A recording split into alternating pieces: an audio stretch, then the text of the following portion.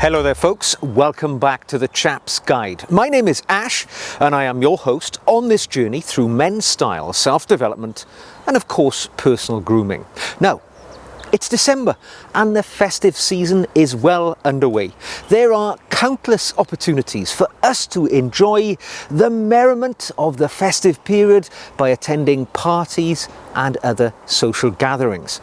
However, there are many such situations where you might find yourself hemmed into a corner by somebody who insists on droning on endlessly about some topic like their health or their hobbies or politics or something like that. An endless, monotonous cavalcade of boring information that you don't really want to hear, particularly at a party like this where it should be happiness and joy and reflection of the year which we've just lived and enjoyed getting through together. So, getting through such situations like that with a little bit of tact and diplomacy can be easily achieved. It's just really about using your intelligence to find a way through the situation and be kind and gentle in that process. So today I am going to give you my 5 tips for navigating your way out of a situation in which the party bore has selected you to be the recipient of all the information that you don't want to hear. Now, my first tip for you is that we need to steer this conversation into a more interesting direction, because even the most monotonous of conversations, well, sometimes all they need is a gentle nudge and they can get back on track and be interesting for everyone. And actually, even somebody who's a boring conversationalist doesn't want to be boring, they want to be interesting. So if you nudge them in the right direction, it can actually prod them into perhaps giving us the conversation of back and forth that we seek, rather than just listening to them droning on towards us. Now, the way to achieve this is to ask some open-ended questions, which get the conversation coming backwards and forth a little bit. One of my favourites, particularly at a Christmas party, is to ask the question, so what was the highlight of the year for you? That will open the door for our friend to tell us something about the best part of their year. And when they finish talking, then it's our turn to add our contribution along the same lines. Well, that was great. Do you know what my favourite part of the year was? It was my holiday in X, Y or Z. It doesn't matter. But you can see, we start the conversation flowing, there's back and forth. We've nudged it back on track, rather than somebody exposing us to a monologue of their thoughts and opinions on something which we're not really interested in. Okay, now despite our best efforts to nudge the conversation in a more interesting direction, it's fallen flat. And this conversation with this person is still tedious and unenjoyable to us. It's our party too. We deserve to enjoy ourselves, so it's time for us to tactfully excuse ourselves and move along to somebody else, maybe to have a conversation with, to say hello to somebody. Now, by far, the best way to achieve this, being gentle, is to just excuse yourself by saying something along the lines of, oh, well, you'll have to excuse me, I need to go and refill my glass. Or, ooh, I see somebody over there I just want to say hello to. Whatever excuse you need, even if it's, you'll have to excuse me, I need to go and use the facilities. It's fine.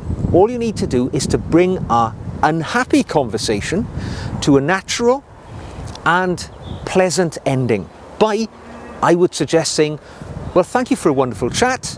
I hope we meet up again a little later on. That shuts the door, ends our conversation, and we can walk away with a bit of diplomacy as well. Now, my next tip for dealing with this boring scenario is basically to expand the number of people in our conversation.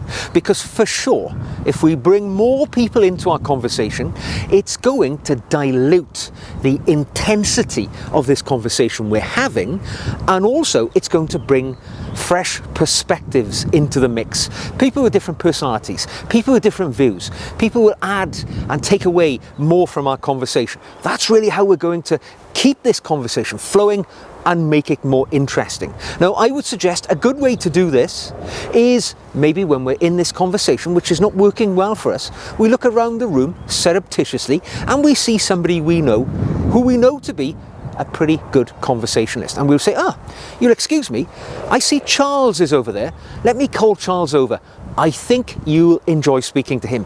He's just come back from an expedition to Madagascar. Charles, come over here and have a chat. I'd like you to meet David here.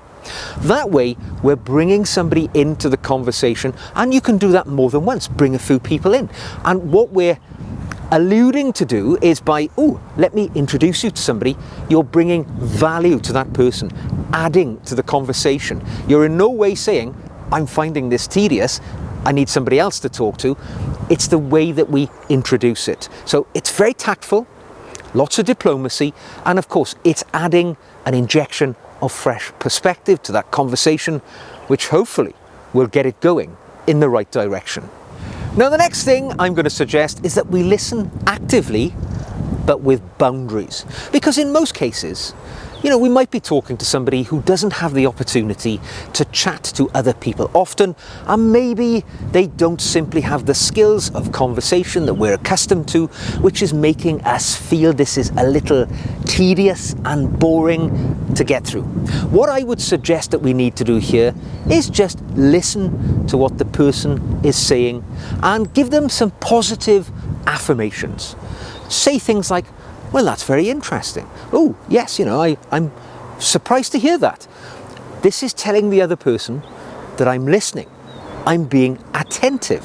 And we can hope that when they've made their point, then it'll be our turn to enter the conversation and perhaps inject more interest and more pizzazz to this monologue which this person has been directing at us. Because remember, it's a social occasion. We want to have fun.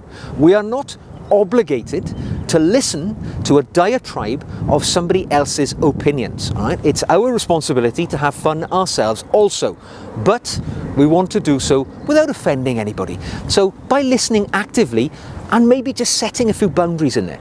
So by that I mean, well, that's really interesting. You'll have to excuse me for looking at my watch. I realise I have to go in 10 minutes. So that way we are saying to the person, listen, you've got a short amount of time, let's make this count. And that way, there are no misunderstandings when we're trying to back away, move away and get out of the conversation because this person won't stop talking. But it can be done with quite a bit of tact as well. Now, my final suggestion for you is that we simply have to cultivate a mindset of humour about this situation.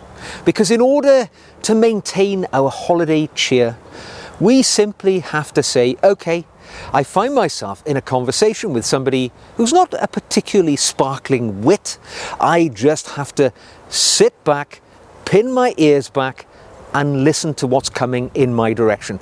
And try to frame it in your mind as a humorous anecdote that you're going to tell somebody later in the day. For me, on my Patreon channel, where I talk about my life experiences with my patrons, by the way, the link to my Patreon account is in the show notes below if you'd like to benefit from those additional videos which I make each week, in which I detail my life journey towards Chap Nirvana. I take situations which I find quite challenging and difficult, and I debrief them with my patrons. They become witty anecdotes which are sort of sidebars to my life journey. And perhaps that's what will help you get through this awfully boring conversation, thinking about how you're going to laugh about it at some point in the future when you retell this story of you being cornered by the most boring man in the party, and how you dealt with it with good wit, poise and bearing. So there we go, folks. We've talked about handling the challenges of social diplomacy there. And I'm sure during this festive period, you will deal with these situations with aplomb. Because even if you're trapped with a less than sparkling conversationalist, all you need to do is employ some of those suggestions, and I'm sure you can turn the situation around.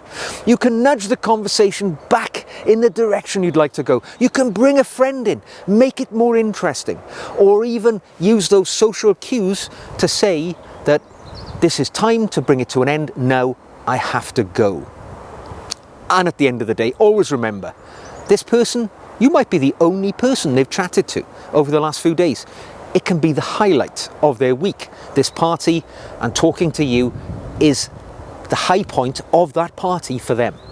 So remember your good cheer and goodwill as well to other men. And a little tip for you. Now you know my secrets for dealing with a party bore. If you find yourself in a party and you find that other people are deploying these tactics towards you, maybe you need to do some work on your conversation skills. But that is for a future video. So there we go. I hope you've enjoyed this video. If you have, like it, subscribe for more. Don't forget, ask me a question about etiquette, men's style, anything you like about the journey to Chap Nirvana, and I will help you with my observations in any way I can. And don't forget, if you'd like to become a patron and hear of my life story, well, the link to my Patreon page is in the show notes below. I'd love to see you. You'll get the extra videos and a personal conversation with me as well. So until the next time, deal with your parties with good social diplomacy, and you'll be remembered for being that decent chap that everybody likes talking to. Until the next time, take care, and I'll see you again very soon.